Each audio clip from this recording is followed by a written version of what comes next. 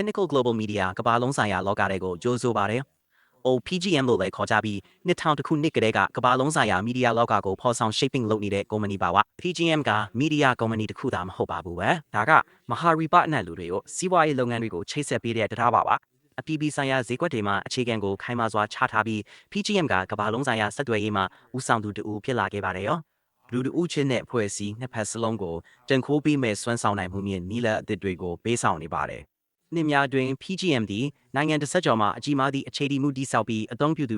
150တွန်းဝါကျော်ကိုဝန်ဆောင်မှုပေးကမိဖက်ရနှင့်ပူးပေါင်းလှုပ်ဆောင်ခဲ့ပါတယ်။ဒီကျေပြန့်တဲ့ကွန်ရက်ကြောင့် PGM ကနီလန့်အသစ် cutting edge media ဝန်ဆောင်မှုတွေပေးနိုင်ပြီးကမ္ဘာတစ်ဝန်းမှာအထိပ္ပယ်ရှိတဲ့ဆက်ဆံမှုတွေဖော်ဆောင်နိုင်ပါတယ်ကွယ်။နက်နက်ရှိုင်ဝင်ရောက်စူးစမ်းသွားစဉ်ရောယနေ့အလုံးလေးမြင်စွာဖွံ့ဖြိုးပြောင်းလဲနေသော digital ခေတ်မှာ PGM ရဲ့လှုပ်ဆောင်ပုံကဘာကြောင့်ထူးခြားပြီးထိရောက်နေလဲဆိုတာကိုစူးစမ်းကြည့်ကြရအောင်။ PGM ရဲ့ကမ္ဘာလုံးဆိုင်ရာမူဝါဒကိုပူးပေါင်းဆောင်ရွက်မှုနဲ့အမျက်တူမိဖက်ဆက်ဆံရေးအခြေခံပေါ်မှာတည်ဆောက်ထားပါတယ်။အောင်မြင်မှုကိုအတူတူမျှဝေဖို့အာရုံစိုက်တာကြောင့် PGM ကကုမ္ပဏီနဲ့မိဖက်တွေနှစ်ဖက်စလုံးအစီအစဉ်တိုင်းမှာအကျိုးရရှိစေပါတယ်။ကုမ္ပဏီရဲ့စီးပွားရေး model ကိုအကျိုးဆောင်အားလုံးအတွက်တန်ဖိုးအများဆုံးရအောင်ဒီဇိုင်းထုတ်ထားပြီးပလက်ဖောင်းနဲ့အသုံးပြုသူနှစ်ဖက်စလုံးကိုစုချီးမြှင့်ပေးမဲ့ဝင်ငွေဝေမျှမှုစနစ်ပါဝင်ပါတယ်။ဥပမာ PGM ရဲ့ SV3 အစီအစဉ်ကအသုံးပြုသူတွေကိုအမြတ်ရဲ့60%အထိရနိုင်စေပြီးကုမ္ပဏီကတော့40%ကိုထိန်းထားပါတယ်